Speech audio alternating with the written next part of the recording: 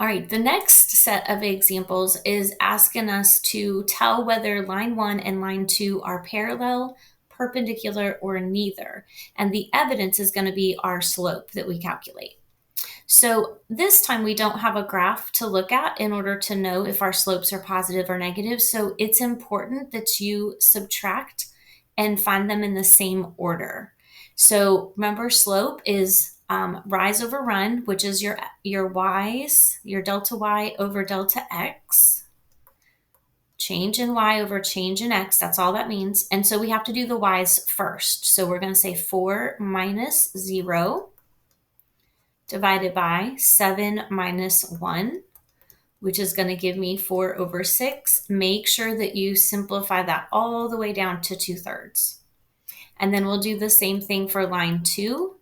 Remember, go the same direction. So 6 minus 0 over 3 minus 7. That will give me 6 over negative 4. And when you simplify this, it's negative 3/2. Notice I have one positive, one negative, and then 2/3 and 3/2 are reciprocals. Those fractions are flipped. So these two lines are actually perpendicular to each other. Okay, same thing for 6. So let's try this again. If you want to pause the video and do this on your own, you're welcome to do that. And then you can come back and see how you did.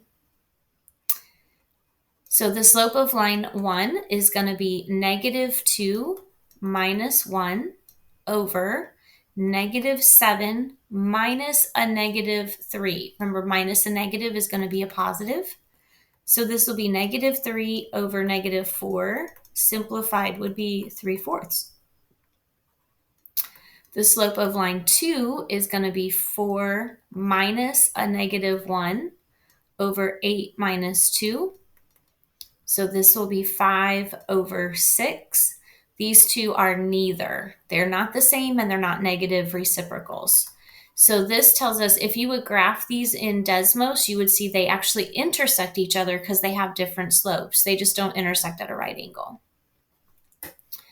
Okay, and our last set of examples, they're still asking us if they're parallel, perpendicular, or neither, but now instead of giving us points to find the slope, they're giving us equations.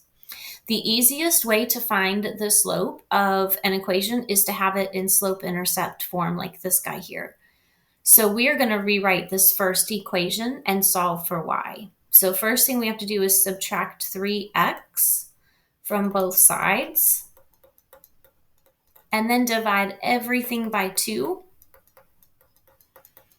And now we have our m. So m1, or the slope of our first line, is negative 3/2. M2, it's already in slope-intercept form for us, so we know that one is 2/3.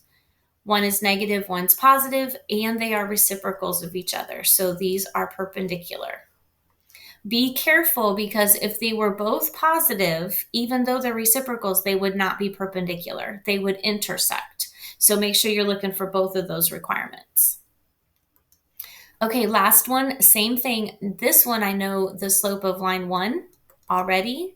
That's the coefficient in front of the x. This equation, we're going to have to solve for y. So we're going to subtract 4x from both sides. And then we're going to multiply everything by a negative in order to make that a positive y. And here I can see my second slope is also 4. Since they're both exactly the same, they're both positive, they're both 4, these are going to be parallel. Okay, go ahead and do the check your understanding.